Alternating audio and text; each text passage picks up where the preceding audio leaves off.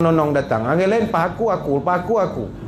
Lepas tu Bilal berbulu imam dua. Imam dua Rabu datang. Time subuh akulah azan, akulah qomat, akulah imam. Kalau pergi ni cerita orang Kuantan, bukan cerita orang sini. Kalau bergaduh macam ni, dia sama macam pasar ya. Akhirnya tempat tu pun tuan tak suka. Imam dengan makmum bergaduh ni bukan cerita rekaan.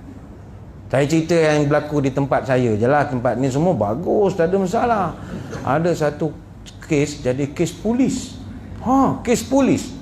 Imam jadi imam, makmum. Dia masjid ni saya tengok lah ya, terutama di Negeri Pahang, Negeri Sembilan saya tak tahu. Masjid ni, mana-mana masjid lah, saya tengok mesti ada satu dua watak kaki komplain lah. Dia punya kaki komplain luar biasa, kalah juri Akademi Fantasia. Semua benda dia komen. Teknik pembacaan, tajwid, performance imam, pakaian, motor imam, kereta imam, lampu, kipas, sawang, tandas, engsel, semua complete set dia ni jadi juri. Saya ingat bahagian pengurusan masjid kena ambil dia lah jadi panel penilai. Dia kan terror sangat. Semua dia terror lah. Tapi watak begini yang merosakkan masjid. Kadang tu imam ni orang, bukan robot. Bukan beranak-beranak terus jadi imam, tidak. Ada yang kena paksa jadi imam pun ada. Kalau masjid surau taman perumahan mana ada ustaz-ustaz sangat. Guru besar pencen, sarjan pencen, askar pencen jadi imam. Nak harap orang tu baca setara Al-Hafiz. Orang tu bukan Al-Hafiz, Al-Hafiz. Pis tak ada, separuh dia hafal. Itu pun saya baik, separuh dia hafal. Kalau tak ada langsung. Jadi janganlah komplain, kejap buat duha aku boleh teka lah dia. Kalau hari Selasa, inna a'taina alam nasyrah, aku boleh teka lah. Janganlah begitu. Bagilah dorongan. Jadi imam orang, ada masa imam tu fed up. Ni cerita berlaku di Temeloh. Makmum ni dia boleh macam sindir-sindir lah, nak sembahyang maghrib. Kau teka ke imam baca surah Hamdah. Aku rasa izaja inna a'taina. Hari tu imam tu angin tak apa elok, tak apa yang tak kena di rumah agaknya. Dia marah sangat masa tu. Terus dia selak kain dia, tunjuk punggung depan makmum. Imam pula tak pakai spender, la ilaha illallah. Dia tepuk punggung, katanya. Makmum, Allah tu imam. Tu report polis. Yang saya cerita sebab jadi report polis. OCPD pula nak mengenakan masjid tu. Tuan OC hantar IO, penyiasat, pegawai penyiasat, polis Bengali, sing. Dia punya serban besar pada kursi masjid lagi datang. Ambil statement. Orang Islam apa mau jadi tunjuk bonto apa. Kan orang sing Bengali kalau dia ceramah syok. Tuan-tuan panggil orang sing sekali berceramah. Dia orang memang cakap memang sedap. Orang apa mau jadi orang Islam apa. Alah macam cerita Piramli tu kan. Ada mana adabkah? Panggil orang hoi saja kan. Cerita seniman Bujang Lapuk. Kan sing tu sekolah kan tiga-tiga sekali. Macam tu lah dia sekolah kan Tok Imam. Dia Tok Imam. Tapi kita faham juga apa perasaan Tok Imam. Allowance 800.5 je. Kerja teruk. Tak padan. Kena pergi kursus lah. Ada tahsin lah. Banyak cerita. Bukan 8,500 allowance dia. Jadi berpada-pada lah. Ini yang bergaduh-gaduh ni tadi. Jangan sampai bergaduh-gaduh kita duduk masjid. Ada yang bergaduh kerana benda-benda kecil. Contoh, pernah juga satu kes polis juga di Kuantan. Kes imam menyebut Sayyidina dalam tahiyat. Kecil sangat, akademik sangat. At-tahiyatu barakatuh salawat Allahumma salli ala Sayyidina Muhammad. Sebut Sayyidina mufarakah satu saf. Benda kecil je. Kau nak gaduh apa? Dia kata ustaz batal semayang. Kenapa batal? Kami dengar PA system canggih sebut tu apa semua orang dengar. Ustaz sebut Sayyidina Muhammad. Ya saya sebut. Kenapa ustaz sebut Sayyidina Muhammad? Lah saya hormat Nabi, apa masalah awak? Takkan saya panggil Muhammad tu Muhammad ni bukan saudara saya. Saya kenalah sebut nama dia Sayyidina. Ada nama, ada gelaran dia. Sedangkan Sultan pun kita tak panggil nama pendek dia. Sultan Pahang, ayahanda Sultan. Nama Dulu Yang Maha Sultan Haji Ahmad Shah Al-Musta'in Billah Ibn Marum Sultan Abu Bakar Ya'aituddin Al-Muazzam Shah. Kalau ikut nama dia Ahmad Shah Ibni Abu Bakar. Tapi berani kau nak panggil Ahmad Shah? Tak berani. Bekas Perdana Menteri Datuk Seri Mat Najib Tuan Abdul Razak. Tak kau panggil Jip, mesinnya Jip. Tak boleh. Ada cara sebutan dia. Yang awak berhenti Tun Dr. Mahathir. Deh. Mana boleh deh. Kau deh lah datang UTK kan. Ada cara kita menggelarkan orang. Ustaz ni confident lah dia dah jawab macam tu. Sekali budak ni bantai pula.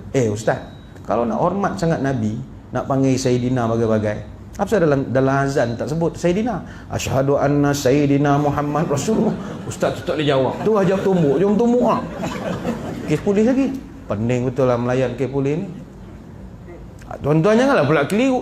Boleh sebut ke tak boleh sebut Ustaz? Sebut je lah, apa masalah kau? Sebut je. Kita menghormati Nabi. Kita ni orang tawaduk. Kita tak sampai hati nak menamakan Nabi dengan nama Muhammad, macam buat nama kengkawan kita. Jadi kita hormatkanlah dia. Kalau itu menjadi satu kesalahan, Tuhan lebih tahu apa niat kita. Niat kita bukan nak buat kesalahan, nak memuliakan dia. Dia tak payah bergaduh. Kemudian apa lagi? Kenapakah kita kena semayang di masjid?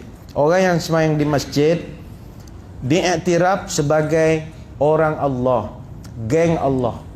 Tuan-tuan yang kerap datang masjid ni, tuan-tuan kena bangga, tuan-tuan jadi orang Allah. Apa kelebihan jadi orang Allah? Sekarang ni masyarakat kita selalu kelompokkan orang ikut orang besar-besar tertentu. Ustaz, ni orang Tun Mahathir. Okey. Ustaz, ni orang Datuk Mat. Okey. Ustaz, ni orang Tun Najib.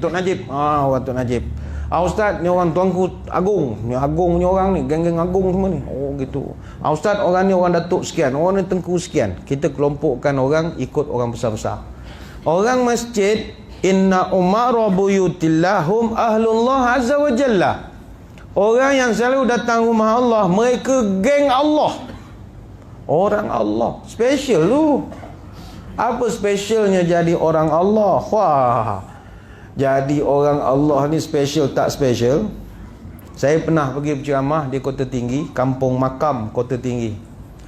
Kampung Makam Kota Tinggi ni ada satu masjid di situ. Masjid Kampung Makam. Bagi tuan-tuan yang minat sejarah Melayu, kurang-kurang sekali kena pergi Masjid Kampung Makam Kota Tinggi. Apa sebab? Di masjid itulah terletaknya makam Paduka Seri Sultan Mahmud Shah yang kedua, Ibni Almarhum Sultan Ibrahim Shah. Apa kena mengenai dengan saya Ustaz? Sultan tu dia orang panggil Sultan Mahmud mangkat di Julang. Dek kerana berlaku peristiwa Mahmud mangkat di Julang, itulah munculnya kerajaan yang kecil-kecil bendahara Temenggung berpunca daripada situlah. Dia katakan tak ada anak, orang datang mengaku jadi anak. Itu yang sejarah Melayu tu jadi panjang. Jadi dia bermula di Kampung Makam itu. Saya pergi berceramah. Kampung tu, masjid tu memang penuh kubur. Dia punya imam nama Imam Tarpani. Dia kata ustaz ni dulu masjid ni semua kubur. Ni tuan-tuan kena ingat. Kalau kita orang tua dulu, sini kita orang Negeri Sembilan ni suka sejarah. Sejarah mesti bermula dengan kajian makam dulu, kubur. Kalau kita tak minat kubur, payah nak kaji sejarah, mesti kenal kubur dulu. Baik itu kubur, kalau kita nak kenal kubur nenek moyang, orang dulu-dulu dia bahagikan macam ni. Yang layak dikebumikan di kawasan masjid, dua saja. Pertama bangsawan, yang kedua ahli masjid. Yang ada di masjid ni bukan sebarang-sebarang. Orang awam kebumi di mana? Kat rumah ya. Orang dulu mati tanam bawah rumah ya. Itu yang sekarang bila projek perumahan korek apa, jumpa nisan, jumpa batu sungai, jumpa batu nisan. Sebab dulu tanam kat kawasan rumah ya. Di sama ada masjid, kawasan rumah atau tepi sungai. Siapa yang tanam tepi sungai? Pertama penjenayah. Jenayah tanam tepi sungai, kena tangkap-tangkap tanam tepi sungai. Sebab diniatkan kalau banjir biar mayat dia hanyut sampai ke laut, macam tu sajalah. Ataupun orang musafir, pengembara tak boleh tanam tuku suka hati, tanamkan tepi sungai. Habis kalau tengah hutan macam mana ustaz? Tengah hutan lain. Kalau tuan-tuan jumpa kubur tengah hutan, jangan terus kata tu kubur. Tengok dulu kiblatnya di mana. Kalau kiblatnya tak sama dengan kedudukan kubur, tu bukan kubur. Itu tanam saka. Tuan-tuan janganlah korek. Sekarang recycle buat balik pula yang baru pula kan. Jangan nak baca-baca keluar jin Aladdin nanti kan. Tengok kiblat dulu lah di mana. Jadi orang masjid dia special. Dia sama dengan bangsawan, istana apa semua, dia dapat duduk di kawasan masjid dikebumikan. Jadi kata Imam Tarpani, dulu pernah masjid ni nak dibesarkan, jadi kubur ni terpaksa alih. Kubur dah lama dah. Sultan Mahmud mangkat di Julang ni tahun 1699, lama lah. Alihkan kubur. Dia kata Tuhan nak tunjuk berapa banyak kubur yang dialihkan itu masih lagi tak terjejas jenazah. Allah muliakan. Ada satu tok imam tua dah, dia punya tak, dia mati lama dah tapi tak jejas lagi. Di situ Tuhan nak menunjukkan kalau dah jadi geng Allah, benda-benda begitu Tuhan pelihara lah. Datanglah ke masjid. Lepas tu saya selalu pesan pada Bilal khususnya, Bilal, buatlah kerja elok-elok. Kalau kita allowance tak masuk ke apa ke, janganlah mengamuk-mengamuk sangat. InsyaAllah kita geng Allah. Saya tak pasti berapa Negeri Sembilan punya allowance, tapi kalau di Pahang, Imam Qaryah 800.5, Bilal 400.5 je. Kajian negeri bagi. Ada masa duit masuk, ada masa tak masuk. Bukan tak masuk, tukar akaun, benda macam tu lah. Bilal-Bilal ni saya memang hormat, respect betul dia orang. Sebab allowance tak banyak, kerja teruk. Kadang tengah azan, kilat hujan lebat, short current ni, Allah kerah tangan, Allah. Short current, sian betul lah tu Imam Bilal. Yang kau pegang mikrofon ingat karaoke, kau biarlah macam tu. Dia pegang macam ni. Aduh. Dia orang memang allowance tak pernah minta. Kadang-kadang dia dah bersara kerajaan, dia saja menyumbangnya. Allowance tak minta. Tapi kalau tak dapat, lain macam juga azan dia tu. Dia punya lagu tu kita boleh kenal. Dia punya taranum lenggok dia tu kita tahu. Lenggok dapat allowance dengan lenggok tak masuk allowance tu lain. Dulu sekali 3 bulan kajian Pahang tak bayar. Bukan tak bayar, pindah akaun, tukar AG, tukar kepala kewangan. Jadi akan ada tunggakan dalam 4 bulan. Tak, bulan pertama dia okey. Bulan kedua dia okey. Masuk bulan ketiga, dia tak ada dia bising-bising nak serang pejabat agama, tak ada. Kalau guru takmir jangan main-main, lambat sikit surat layangan tu ke menteri lah jawabnya. Ini bukan cerita orang sini, ni di Afrika. Ni guru takmir di Afrika, Malaysia, bagus semua. Kalau Bilal masuk bulan ketiga, dia dah lain macam. Azan dia tu lagu dia pun kita boleh kenal lagu lain. Allahu Akbar. Allahu Akbar. Macam nak marah. Ada sekali orang komplain, lain macam Bilal, suruh PPMD, pegawai penyerah masjid, kau pergi hintai sikit macam mana dia. PPMD hintai, kau pintu dia kan azan kat dalam. Hintai. Rupa azan sambil duduk je. Allahu Akbar. Lain macam Kalau tak masuk. Bulan 4 dia dapat tunggakan sampai daripada bulan 12. Azan macam Piramli. Allah. Manusia, human. Habis kalau tak masuk allowance sekali-sekala, sabar. Aku ni geng Allah. Geng Allah. Yang kedua, Tuhan berjanji. Ada satu hadis kata Anas bin Malik. Allah Ta'ala dalam hadis Qudsi. Allah Ta'ala ni kalau ikutkan, dia benci tengok perangai manusia banyak maksiat ni. Kalau boleh Tuhan nak turunkan azab hari-hari. Inni la ahammu bi ahlil ardi azaban fa iza nazartu ila umari buyuti wal mustaghfirina bil ashari saraftu azabi anhum. Aku ni kata Allah dalam hadis qudsi riwayat Al-Baihaqi, kalau ikutkan geram tengok perangai manusia, aku rasa nak turunkan azab sekarang juga. Geram betul aku. Yang perempuan nak kahwin dengan sama perempuan, yang laki nak kahwin sama laki, yang laki nak jadi perempuan dan perempuan jadi apa, Tuhan marah. Tuhan marah. Tapi ketika aku menyaksikan ada orang yang kerap datang masjid, orang yang pagi-pagi datang semayang berjemaah, maka ketika itu saraftu azabi anhum, aku tahan murka aku. Sebab itu kita duduk di Tampin ini kena terima kasih pada jemaah masjid. Dek kerana mereka, kampung kita tak diturunkan bala oleh Allah. Maknanya juga, andai kata kampung kita diuji dengan bala, mari kita tengok masjid kita macam mana. Adakah makmur ataupun tidak. Tuhan berjanji tu, kalau selagi ada orang memakmurkan rumah aku akan tahan kemurkaan aku. Apa lagi kelebihan jadi ahli masjid? Ni nak kempen suruh datang masjid pula ni Baru ni di Rembau dia buat kempen, jom kita komosojid apa masjid. Dia buat kempen jaga kampung, saya tak reti sangat cakap Jerman ni. Kau mau poi masjid, macam tu lah lebih kurang. Masjid ke masjid, saya tak ingat lah. Suruh kempen. Ni kita pun kempen di Tampin juga ya. Orang yang kerap datang masjid, ini Nabi berikan immunity. Orang yang kerap datang masjid, dia punya kebaikan mesti diperakui, dipersaksikan. Iza ra'aitumur rajula ya'tadul masajida fashhadu lahu bil iman. Hadis Tirmizi. Kalau kamu tengok ada orang datang masjid konsisten, bersaksilah bahawa dia orang baik. Bersaksilah. Hadis riwayat Tirmizi. Apa maknanya? Macam ni contoh. Katakanlah ada orang Kuala Lumpur datang ke Tampin, datang singgah masjid. Dia menanya kita, "Encik, tumpang tanya, tahu tak dia kenal tak Haji sekian bin sekian?" Kita pun kata, kenal, dia memang regular masjid ni. Dia kalau azan memang ada lah sembahyang sini. Oh gitu. Saya ni nak pergi rumah dia tapi tak tahu ke rumah dia kat mana. Lepas tu telefon dia dah tak boleh line, agak tak ada bateri ke apa ke. Saya nak pergi ke rumah dia, "Encik tahu rumah dia mana?" "Oh, rumah dia kat sini. Kita tunjuklah taman dalam tu." "Oh, saya ni bukan orang sini, encik tunjuk boleh?" "Boleh lah, tak ada masalah." Kita pun tolong bawa. Dalam perjalanan orang Kuala Lumpur ni tanya kita, "Cik, teman tanya, haji yang saya nak jumpa ni macam mana orangnya? Baik ke garang?" "Saya tak pernah jumpa dia. Kami sama WhatsApp group lah, geng-geng peminat keris berdiri ni. Jadi memang peminat warisan sejarah, keris berdiri apa kami masuk.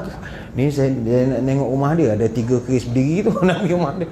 Tapi dia ni orang tua, main payah sikit lah nak telefon-telefon." Orang bila tanya kita dan kita tahu dia ni ahli masjid, kita kena cerita kebaikan dia. "Oh, dia okey, dia bagus, okey, baik orangnya." Padahal dalam hati, apa benda lah kau nak pergi jumpa orang tua tu, kedekut. Orang tua ni kau tahu punya kedekut luar biasa sekali. Kau kalau pergi rumah dia ni garang, kalau dapat minum air nasib baik, biasa borak kat pagar je.